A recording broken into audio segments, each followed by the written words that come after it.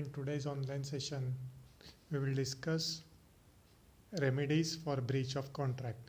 Students, the word remedy stands for the course of action in case of violation of the terms of contract by one or the other party. Remedies means the course of action available for the parties. Parties to a lawful contract are bound to perform their respective promises, but when one of the parties terminates the contract by refusing to perform his promise, he is said to have committed a breach of contract. When parties do not perform, it is said to be a breach of contract. Breach of contract is not an unlawful act because the Contract Act accommodates it.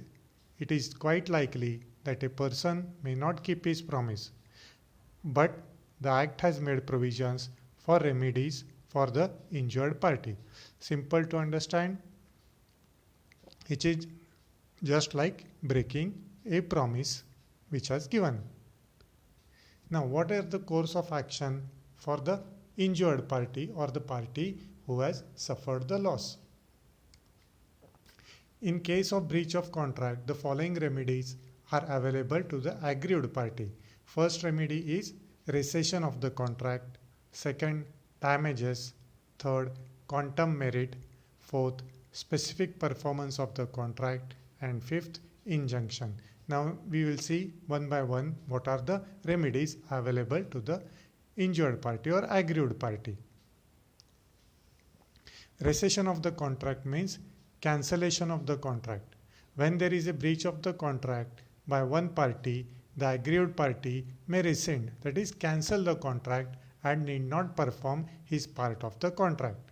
The aggrieved party has to file a suit for rescission, and when rescission is granted, the aggrieved party is absolved from all his obligations under the contract. For example, A promises to deliver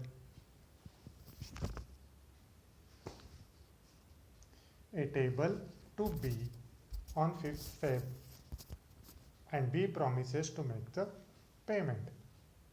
On delivery, if A does not deliver the table on the fixed date, B did not make the payment. Very simple to understand. If table is not delivered on 5th Feb, payment will not be made. That is, the contract is cancelled. Second remedy is damages. Now students understand that damages are the monetary compensation allowed to the aggrieved party for the loss or injury suffered by him by the breach of contract. The fundamental principles underlying damages is not punishment but compensation for the pecuniary having to do with money loss which naturally flows from the breach.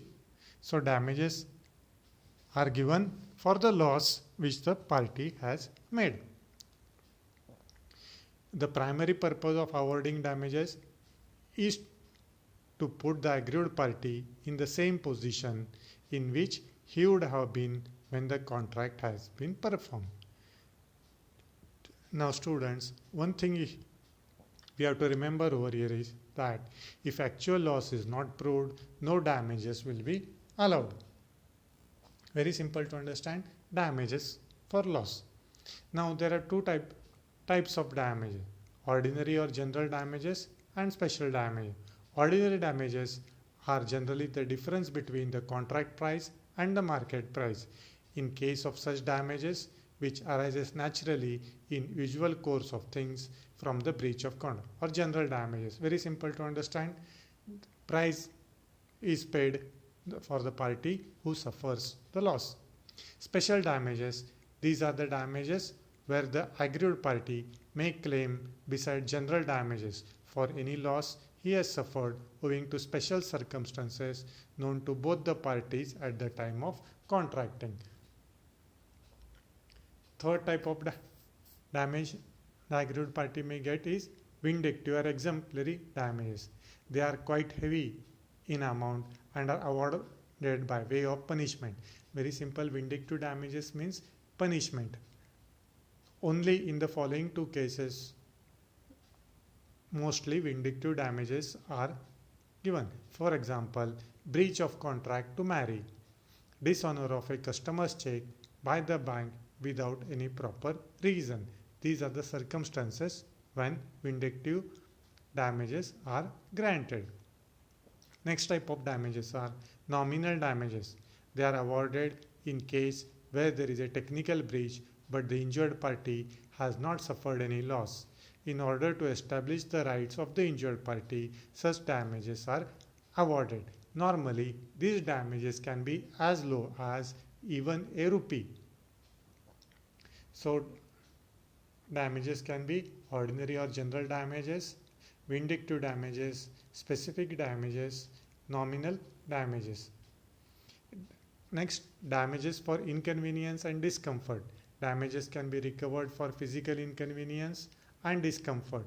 If, however, the inconvenience or discomfort caused by a breach is substantial, the damages can be recovered on the ground of fairness.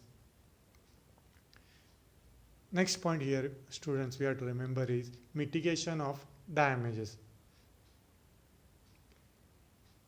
It is the duty of the injured party to take all reasonable steps to mitigate the loss. Mitigation of damages means to minimize the loss caused by the breach. He cannot claim compensation or loss which is really due not to the breach but due to his own neglect. So first the aggrieved party has to see that how the loss can be made good by himself, then only he can claim the damages for the remaining part. Next remedy for breach of contract is quantum merit. The word quantum merit literally means as much as earned or according to the quantity of work done. When a person has begun the work and before he completes it, if the other party terminates the contract or does something which makes it impossible for the other party to complete the contract, he can claim for the work done under the contract. This claim arises in the following two ways: based on contract and based on quasi-contract. Now we will see how quantum merit can be claimed based on contract. Where one party leaves the contract midway or refuses to perform it, in such a case, the other party who has made part performance can claim payment on quantum merit.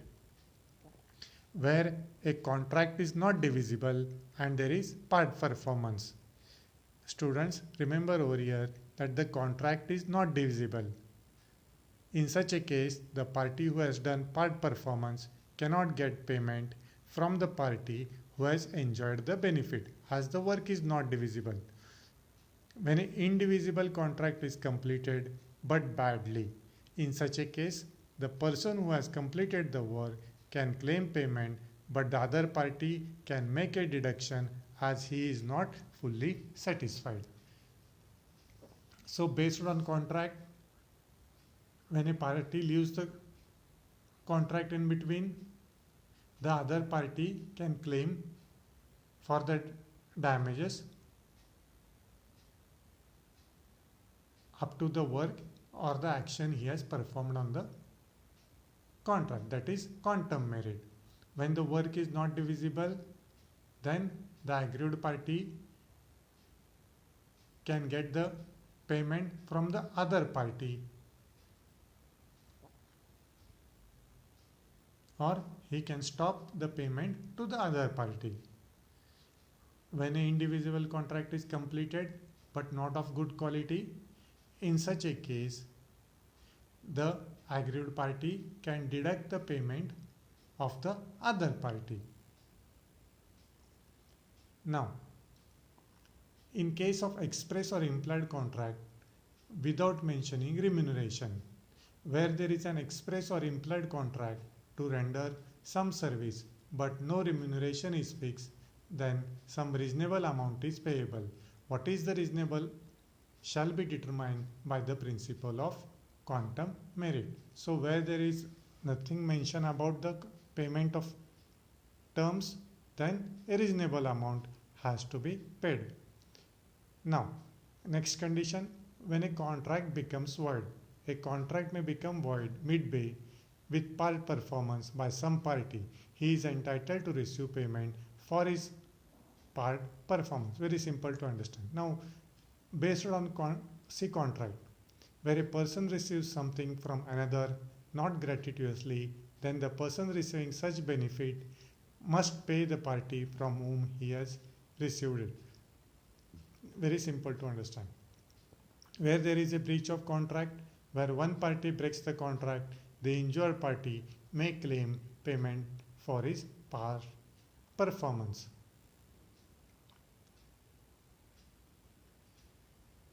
Now,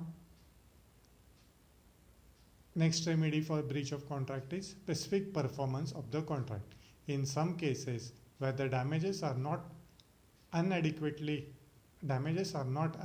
remedy or actual damages cannot be measured, the court may direct the party who has broken the contract to actually perform his promise.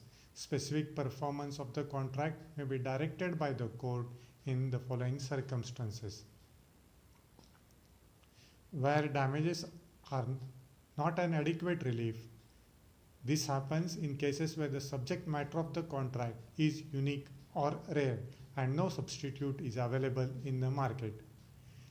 First one, where it is not possible to ascertain the amount of damages, specific performance may be ordered. In contract, for example, in sale of land and rare article, court generally order for specific performance of the contract. Next one, injunction. Remedy for breach of contract is injunction. Where a party is in a breach of a negative term of the contract, that is, where he is doing something which he promises not to do, the court may, by issuing an order, restrain him from doing what he has promised not to do.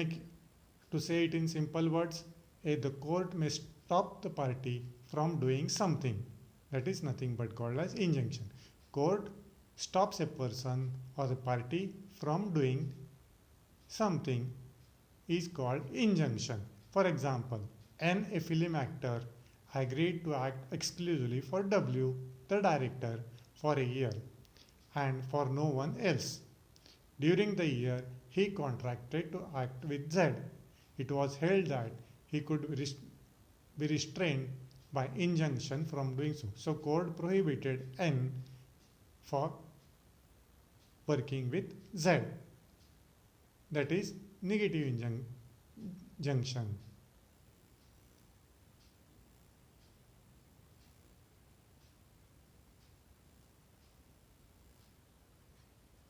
So, in today's lecture, what we have seen are remedies available for the breach of contract.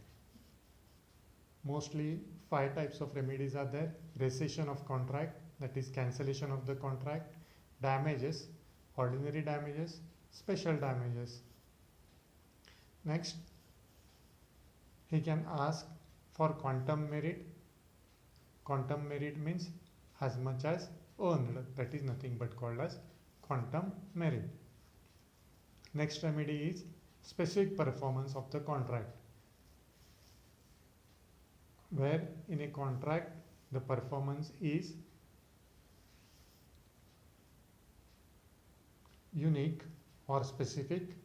In such a case, the court can order for specific performance on the contract.